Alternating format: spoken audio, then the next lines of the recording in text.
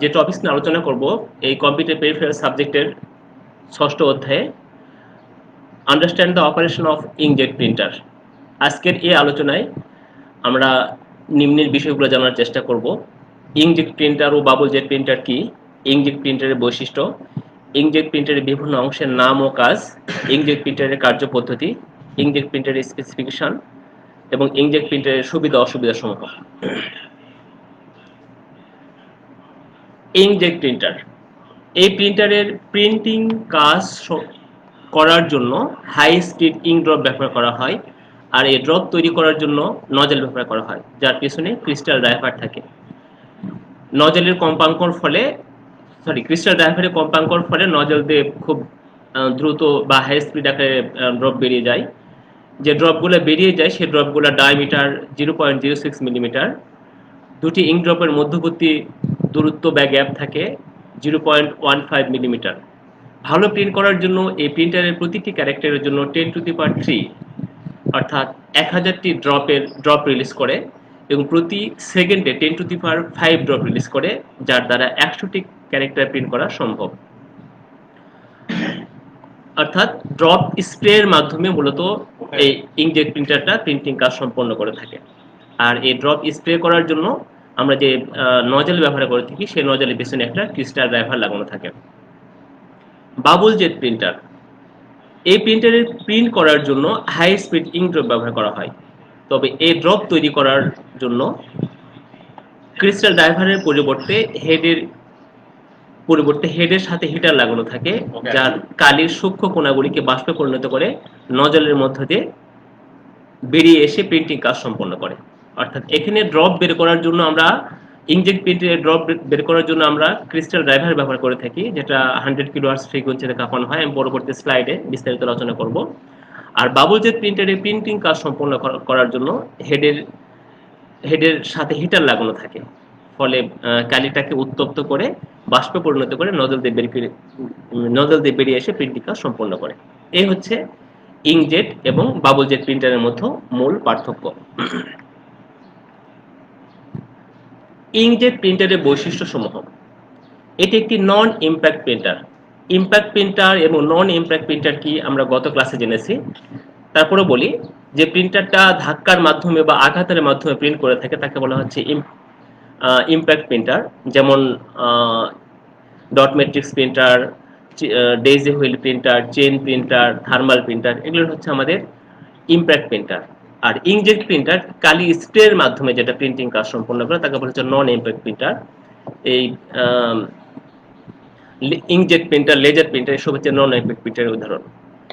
এখানে প্রিন্ট করতে liquid ink বা কালি ব্যবহার করা হয়। প্রতি সেকেন্ডে 100টি ক্যারেক্টার ছাপানো যায়। গতি ডট ম্যাট্রিক্স প্রিন্টের তুলনায় বেশি। প্রিন্টিং কোয়ালিটি খুবই ভালো। গ্রাফিক্সের কাজ করা যায়। প্রিন্ট করার সময় কম শব্দ হয়। অ্যাকচুয়াল শব্দ হয় না এটা বললে ভুল হবে, কারণ প্রতিটি মেকানিক্যাল ডিভাইস যখন কাজ করে অবশ্যই কোনো না কোনো শব্দ তৈরি করে। প্রিন্টিং খরচ একটু বেশি, কারণ ইঙ্কজেট প্রিন্টারের জন্য আমরা যে ক্যালি ব্যবহার করি এটার দাম দেখা যাচ্ছে যে এটার দামের সাথে আর কিছু টাকা দেওয়া হয়, একটা নতুন ইঙ্কজেট প্রিন্টার হয়ে যায়। কিছু কিছু প্রিন্টার উভয়মুখী প্রিন্ট করতে পারে। এই হচ্ছে মূলত ইঙ্কজেট প্রিন্টারের বৈশিষ্ট্য সমূহ। এখন আমরা দেখব এক নজরে ইঙ্কজেট প্রিন্টারের বিভিন্ন অংশ। প্রিন্টার বডি, আমরা একটা ডট ম্যাট্রিক্স প্রিন্টারও দেখছি যে কোনো জিনিস স্থাপন করার জন্য একটা কেস লাগে বা একটা বডি লাগে, সেটা হচ্ছে এই যে আমি ছবিতে দেখানোর চেষ্টা করছি, এটা প্রিন্টারের বডি। মাদারবোর্ড, প্রতিটি ডিভাইসের একটা মেইন বোর্ড থাকে যেখান থেকে এর সাথে সংযুক্ত সকল ডিভাইসকে নিয়ন্ত্রণ বা পরিচালনা করে থাকে। কন্ট্রোল প্যানেল, এটাকে নিয়ন্ত্রণ করার জন্য বিভিন্ন ধরনের সুইচ বা বিভিন্ন ধরনের ইন্ডিকেটর লিড থাকে এখানে। পাওয়ার সাপ্লাই ইউনিট, যেহেতু এটা ইলেকট্রনিক্স ডিভাইস এখানে অবশ্যই পাওয়ার সাপ্লাই ইউনিট থাকবে, যার মাধ্যমে এর সাথে সংযুক্ত বিভিন্ন প্রকার ডিভাইস, মাদারবোর্ড, মোটর এদেরকে পাওয়ার সরবরাহ বা ইলেকট্রিসিটি সরবরাহ করে থাকে। পাওয়ার ট্রান্সফার ইউনিট, পাওয়ার সাপ্লাইয়ের মানে ভোল্টেজটাকে স্টেবল হাই বা লো করার জন্য পাওয়ার ট্রান্সফার ইউনিট ব্যবহার করা হয়ে থাকে। পেপার ফিড মোটর, ফিড মানে খাওয়ানো, অর্থাৎ প্রিন্টারে মানে পেপার প্রবেশ করানোর জন্য যে মোটরটা ব্যবহার করা হয় সেটাকে বলা হচ্ছে পেপার ফিড মোটর। এটা ছবিতে দেখানোর চেষ্টা করছি paper feed motor. Paper feed roller, যে রোলারের মাধ্যমে এই মোটরের মাধ্যমে যে রোলারটা ঘোরানো হয় তাকে বলা হচ্ছে পেপার ফিট রোলার। যে রোলারটা ঘোরানোর মাধ্যমে পেপারটাকে সে ফিট করে নেয়। হোম পজিশন সেন্সর, যেখান থেকে প্রিন্টিং কাজ শুরু করবে সেটা হচ্ছে হোম পজিশন সেন্সর। আমি পরবর্তী স্লাইডে প্রত্যেকটা অংশের বর্ণনা দেওয়ার চেষ্টা করছি। প্রিন্টিং হেড, যে হেডের মাধ্যমে প্রিন্টিং কাজ সম্পন্ন করবে। টাইমিং বেল্ট, হেডকে মুভমেন্ট করার জন্য, হেডকে সঠিক পজিশনে নিয়ে যাওয়ার জন্য যে বেল্ট ব্যবহার করা হয় এটা হচ্ছে timing belt. Head position motor, timing বেল্টকে ঘোরানোর জন্য যে মোটরটা ব্যবহার করা হচ্ছে তাকে বলা হচ্ছে head position motor. Ink overflow pad, print করার পরে যে কালিটা, অতিরিক্ত কালিটা যে প্যাড শোষণ করে নেয় বা যে প্যাডে পড়ে তাকে বলছে প্রিন্ট ওভারফ্লো প্যাড। এবং প্যারালাল ইন্টারফেস, ইন্টারফেস প্যারালাল বা সিরিয়াল যে কোনো ধরনের হতে পারে, অর্থাৎ কম্পিউটারের সাথে বা পিসির সাথে সংযোগ করার জন্য যে পোর্টটা ব্যবহার করে থাকি আমরা সেটাকে বলছে প্যারালাল ইন্টারফেস পোর্ট। এখন আমরা এসব অংশগুলোর সংক্ষিপ্ত বর্ণনায় যাব আমরা। প্রিন্টার বডি, এখানে প্রিন্টারের সকল উপাদান সমূহ সাজানো থাকে। এছাড়া প্রিন্টারের বডিতে power on off switch, indicator, lead, power connection, data connection ইত্যাদি থাকে।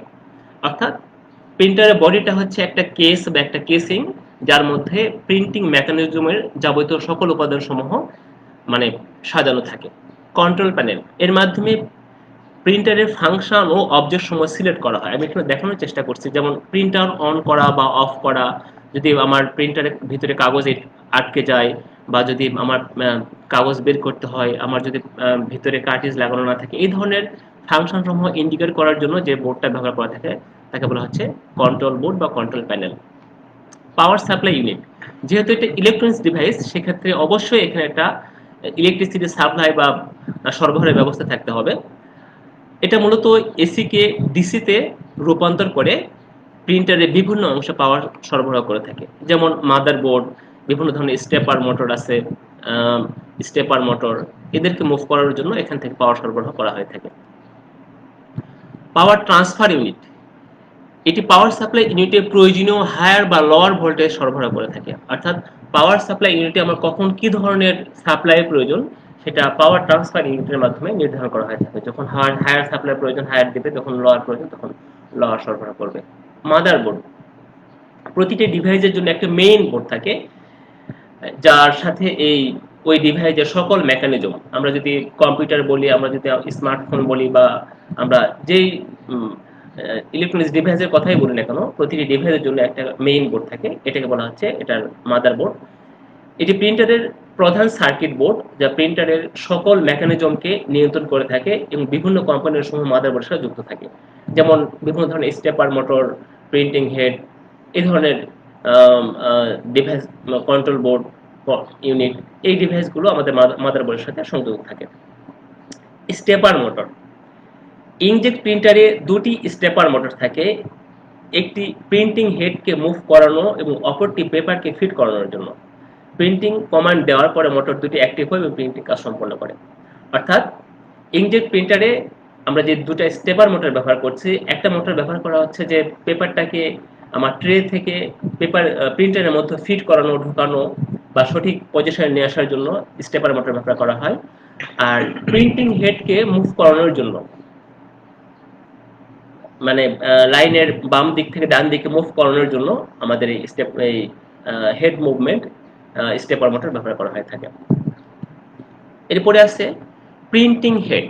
আমি এখানে ছবিতে দেখানোর চেষ্টা করছি, এটা হচ্ছে প্রিন্টিং হেড।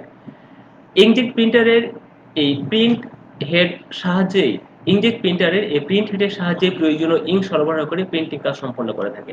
অর্থাৎ ইঙ্ক সাপ্লাই থেকে হেডের মাধ্যমে, মানে হেডের মাধ্যমে কালিটা আমাদের প্রিন্টিং পজিশনে সরবরাহ করার মাধ্যমে, এটা হতে পারে কাগজ বা কাপড় বা যেখানে আমরা প্রিন্ট করতে চাই সেই প্রিন্টিং সারফেসের মাধ্যমে উপরে সরবরাহ করা হয়ে থাকে। টাইমিং বেল্ট, আমি এই ছবিটা আলোচনা একটু পরে আসছি। টাইমিং বেল্ট, প্রিন্টিং হেডকে ফিক্সড অথবা কন্ট্রোল মোশনে মুভ করানোর জন্য টাইমিং বেল্ট ব্যবহার করা হয়। আমি এখানে দেখানোর চেষ্টা করছি, এটা হচ্ছে আমাদের প্রিন্টিং হেড আর এটা হচ্ছে টাইমিং বেল্ট, যেটা আমি ছবিতে বড় করে দেখানোর চেষ্টা করছি। এর সাথে মোটর আছে। মূলত টাইমিং বেল্টের মাধ্যমে হেডটাকে সঠিক যে জায়গায় প্রিন্ট করা হবে সেই জায়গায় মুভ করানো হয়ে থাকে। সেন্সর, প্রিন্টিং ইঙ্কজেট প্রিন্টারে সঠিকভাবে প্রিন্ট করার জন্য একাধিক সেন্সর ব্যবহার করা হয়ে থাকে। এগুলোর নাম হচ্ছে paper out sensor, cover open sensor, print head position sensor এবং হোম পজিশন সেন্সর। এসবের বর্ণনা আমি পরবর্তী স্লাইডে দেওয়ার চেষ্টা করছি। একটু আমরা দেখে নেই। আমি এখানে দেখানোর চেষ্টা করছি পেপার ট্রে, ড্রাইভার বেল্ট, যে বেল্টের মাধ্যমে হেডটাকে মুভ করানো হবে, ইঙ্ক কার্টিস, ইঙ্ক হেড ইত্যাদি। পেপার ফিড রোলার, যে রোলারের মাধ্যমে পেপারটাকে আমরা প্রিন্টারের মধ্যে প্রবেশ করায় বা ফিড করায় বা ইন করায় তাকে বলা হচ্ছে পেপার ফিড রোলার। এই রোলারের মাধ্যমে, এই রোলারের সাথে একটা মোটর আছে, স্টেপার মোটর আছে, যে মোটরটা ঘোরানোর মাধ্যমে আমরা পেপারটাকে প্রিন্টারের মধ্যে ইন করাই। Paper paper feed motor, paper feed রোলারকে ঘোরানোর জন্য যে মোটরটা ব্যবহার করা হয়, এটি পেপার ফিড রোলারকে ঘোরানোর মাধ্যমে পেপার শিটকে প্রবেশ এবং বের করার কাজে ব্যবহার করা হয় থাকে। অর্থাৎ পেপার ফিড রোলারটাকে ঘোরানোর জন্য আমরা যে মোটরটা ব্যবহার করছি, আর রোলারটা ব্যবহার করছি পেপারটা প্রিন্টারের মধ্যে ইন এবং আউট করার জন্য। আর এই রোলারটাকে ঘোরানোর জন্য আমরা পেপার ফিড মোটর ব্যবহার করছি। ট্র্যাক্টর, কন্টিনিউয়াস পেপার ফিড করানোর জন্য এটি ব্যবহার করা হয়। এটির মাধ্যমে 2000টি শিট পর্যন্ত কানেক্ট করা যায়। অর্থাৎ যখন আমার পেজটা একটা পেজ না হয়ে কন্টিনিউয়াস পেজ হয়, এটা মূলত ডট ম্যাট্রিক্স প্রিন্টারে বেশি ব্যবহার করা হয়ে থাকে। বিভিন্ন ধরনের ইলেকট্রিক বিল বা এই ধরনের কাজে এটা ব্যবহার করা হয়। এই কাজে মূলত আমরা এই ট্র্যাক্টরটা ব্যবহার করে থাকি। Home position sensor, print head কোন জায়গা থেকে প্রিন্ট শুরু করবে তা নির্ধারণ করে। অর্থাৎ প্রিন্টার হেডকে সঠিক পজিশনে, সঠিক প্রিন্টিং পজিশনে নিয়ে আসার জন্য আমরা এই হোম পজিশন সেন্সর ব্যবহার করে থাকি। আমি সেন্সরের সিম্বলটা আগের স্লাইডে দেখানোর চেষ্টা করছি, একটু দেখো তোমরা বুঝতে পারবা। এটা হচ্ছে আমাদের বিভিন্ন ধরনের sensor. Ink overflow pad, print করার সময় যে কালিটা আমাদের অতিরিক্ত কালি শোষণ করার জন্য আমরা এই প্যাডটা ব্যবহার করে থাকি। ইঙ্কজেট প্রিন্টারের কার্যপ্রণালী যখন বর্ণনা করবো তখন বুঝতে পারবা যে অতিরিক্ত কালিটা কিভাবে বের হয়। তো এখানে কালি শোষণ করার জন্য আমরা যে প্যাডটা ব্যবহার করছি, কারণ ইঙ্কজেট প্রিন্টারের নজেল দিয়ে কন্টিনিউয়াস পেপার কালি বের হতেই থাকে। আর কিছু কালি প্রিন্টিং এর জন্য আমাদের প্রিন্টিং সার্ফেসে চলে যায়, আর কিছু কালি আমাদের আনইউজড ইঙ্ক হিসাবে গুটারে চলে যায়। যে কালিটা গুটারে চলে যায় সেক্ষেত্রে কালিটা শোষণ করে নেওয়ার জন্য মূলত ইঙ্ক ওভারফ্লো প্যাড ব্যবহার করা হয়ে থাকে। হেড পজিশন মোটর, আমি এখানে ছবির মাধ্যমে দেখানোর চেষ্টা করছি। এখানে একটা মোটর, এটা হচ্ছে প্রিন্টিং হেড, এটা হচ্ছে টাইমিং বেল্ট, এটা হচ্ছে পজিশন ডিকোডার। অর্থাৎ প্রিন্ট হেডকে সামনে পিছনে মুভ করানোর জন্য প্রিন্ট হেড পজিশন মোটর ব্যবহার করা হয়। অর্থাৎ আমি যেখানে প্রিন্ট করতে চাই সেই সঠিক জায়গায় প্রিন্টটাকে মুভ করানোর জন্য মূলত একটা মোটর ব্যবহার করা, এটা একটা স্টেপার মোটর ব্যবহার করা হয়। এটা হচ্ছে মূলত head position motor. Interface port, কম্পিউটারের সাথে প্রিন্টারের সংযোগ স্থাপন করার জন্য, ডাটা আদান প্রদান করার জন্য আমরা যে পোর্টটা ব্যবহার করে থাকি তাকে বলা হচ্ছে ইন্টারফেস পোর্ট। এটা হতে পারে প্যারালাল পোর্ট, এটা হতে পারে সিরিয়াল পোর্ট ইত্যাদি। আমি এখানে ছবিতে দেখানোর চেষ্টা করছি। ইঙ্কজেট প্রিন্টারের কার্য পদ্ধতি, একটা ইঙ্কজেট প্রিন্টার কিভাবে কাজ করে আগে আমি স্লাইডটা করে নেই, তারপর আমি এটার বর্ণনা দেওয়ার চেষ্টা করব। ইঙ্কজেট প্রিন্টারে ইঙ্ক সাপ্লাই হতে পাম্পের মাধ্যমে নজলে ইঙ্ক সরবরাহ করা হয়। আমাদের ink supply, fluid ink supply, এখান থেকে পাম্পের মাধ্যমে আমরা নজলে ইঙ্ক সাপ্লাই করছি। নজলের ঠিক পিছনে পিজু ক্রিস্টাল থাকে। এই যে নজল, তার ঠিক পিছনে একটি পিজু ক্রিস্টাল আছে এবং এই পিজু ক্রিস্টালকে এক্সটার্নাল ক্রিস্টাল ড্রাইভারের মাধ্যমে 100 কিলোহার্টজ ফ্রিকোয়েন্সিতে কাঁপানো হয়।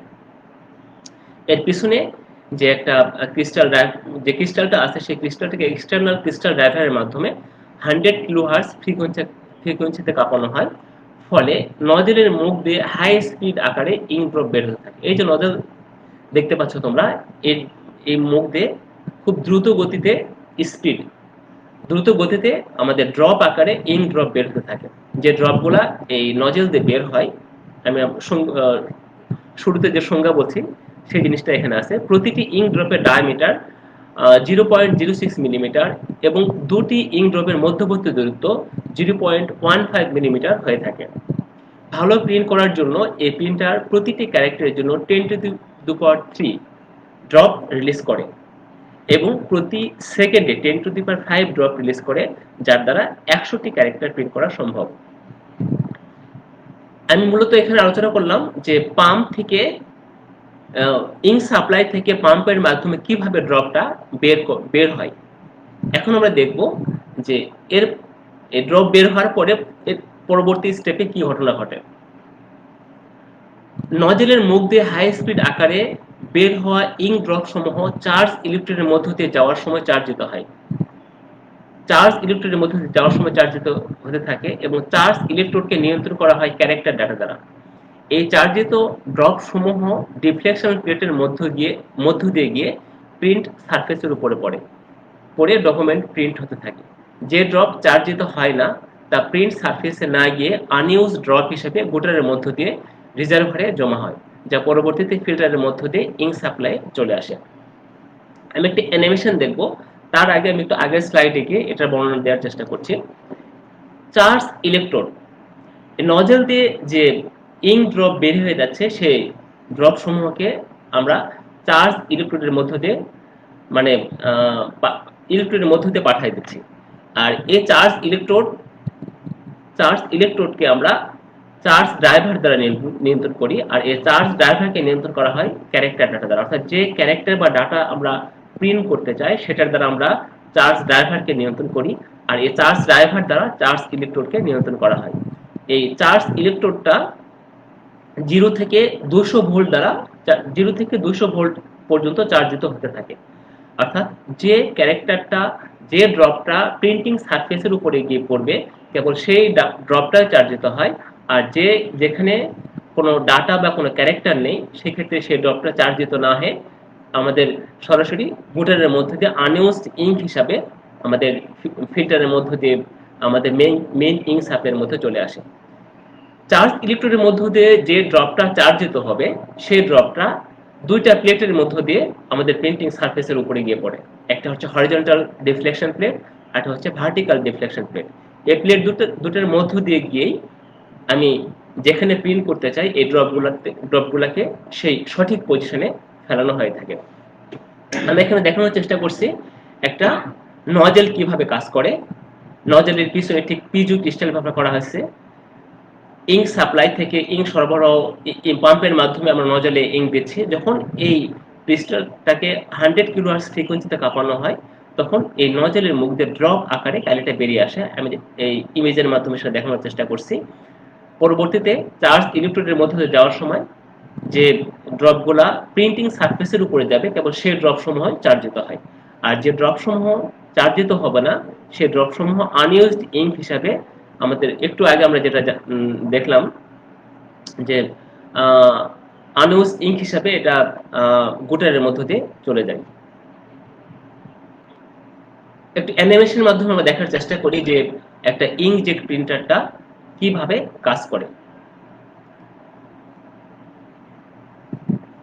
এখানে তোমরা দেখতে পাচ্ছ যখন আমার এখানে চার্জটা অ্যাক্টিভ থাকছে, যখন চার্জটা অ্যাক্টিভ থাকছে তখন যে ড্রপগুলো বেরিয়ে যাচ্ছে সেই ড্রপগুলো কালো হচ্ছে, আর যে ড্রপগুলো চার্জটা ইনঅ্যাক্টিভ অবস্থায় বের হচ্ছে সেই ড্রপগুলো আমাদের সবুজ থাকছে।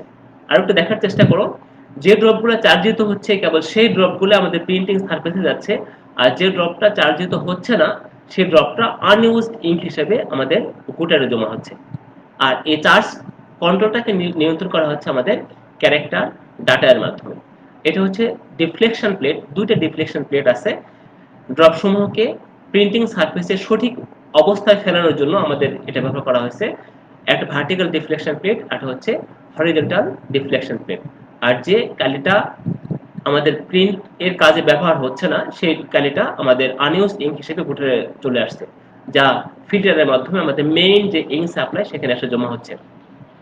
তো আর দেখার চেষ্টা করি আমরা ক্রিস্টাল কম্পাঙ্কের ফলে, কারণ আমরা যে ক্রিস্টাল ড্রাইভার ব্যবহার করছি সেই 100 কিলোহার্টজ ফ্রিকোয়েন্সিতে কাঁপার ফলে এটা কন্টিনিউয়াস এই নজলের মধ্যে দিয়ে ড্রপ বের হচ্ছে। ফলে ফলে কিছু ড্রপ আমাদের প্রিন্টিং এর কাজে ব্যবহার হচ্ছে আর কিছু ড্রপ আনইউজড ইঙ্ক হিসাবে আমাদের গুটারে জমা হচ্ছে। এই হচ্ছে মূলত একটা ইঙ্কজেট প্রিন্টারের বেসিক ফাংশন বা মূল কার্যপ্রণালী। এখানে আরেকবার দেখানোর চেষ্টা করি। আমার একাধিকবার বলার অর্থই হচ্ছে এটা যে তোমরা আসলে বিষয়টা মুখস্থ নয়, বিষয়টা একটু বোঝার চেষ্টা করবে। আমি এখানে যে কয়েকটা পয়েন্ট ব্যবহার করছি, ইঙ্ক সাপ্লাই থেকে প্রেসারের মাধ্যমে আমরা কি করছি, এটা নজেলে দিচ্ছি। নজেল থেকে 2 নম্বর পজিশন, নজেল থেকে এক্সটার্নাল ক্রিস্টাল ড্রাইভারের মাধ্যমে যখন কম্পাঙ্ক কাঁপানো হচ্ছে, তখন এর নজেলের মুখ দিয়ে আমাদের কন্টিনিউয়াস ড্রপ আকারে কালি হাই স্পিড কন্টিনিউয়াস ড্রপ আকারে কালিটা বেরিয়ে যাচ্ছে। 3 নাম্বার পজিশনে কি হচ্ছে, আমাদের ক্যারেক্টার ডাটা সাপেক্ষে কিছু ডট চার্জিত হচ্ছে আর কিছু ডট চার্জিত হচ্ছে না। এই যে কালো ড্রপগুলো, এটা হচ্ছে চার্জিত ড্রপ, আর যেটা নীল ড্রপ এটা হচ্ছে আমাদের নর্মাল ড্রপ, যেটা চার্জিত হচ্ছে না। আর চার্জ হওয়া বা না হওয়া নির্ভর করবে আমাদের ক্যারেক্টার ডাটার উপরে।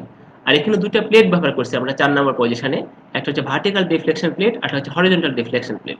এই দুটো প্লেটের কাজ হচ্ছে এই যে ড্রপগুলা, চার্জিত ড্রপগুলোকে আমাদের প্রিন্টিং সারফেস, অর্থাৎ যে জায়গায় প্রিন্ট করব আমরা সেই জায়গার সঠিক পজিশনে ফেলানো। আরেকবার দেখার চেষ্টা করি। সঠিক পজিশনে ফেলানোর জন্য আমরা এই দুটো প্লেট ব্যবহার করছি। এটা হচ্ছে প্রিন্টিং সারফেস। আর 6 নাম্বার হচ্ছে গুটার, যেটার কাজ হচ্ছে যে কালিটা ব্যবহার হবে না সেটা আনইউজড ইঙ্ক হিসাবে আমাদের ফিল্টারের মাধ্যমে মেইন ইঙ্ক সাপ্লাই এসে জমা হবে।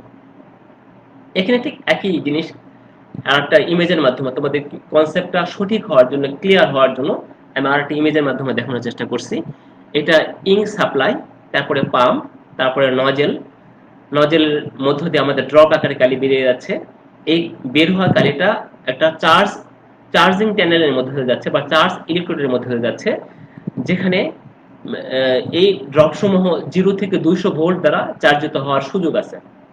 আর এটা নির্ভর করবে আমি কি ধরনের ডাটা প্রিন্ট করতে চাই। যেমন আমার ক্যারেক্টার কালার লাইট হতে পারে, ব্রাইট হতে পারে বা ডিপ হতে পারে, বিভিন্ন কালার হতে পারে, বিভিন্ন কালারের জন্য বিভিন্ন ধরনের কোড হয়ে থাকে।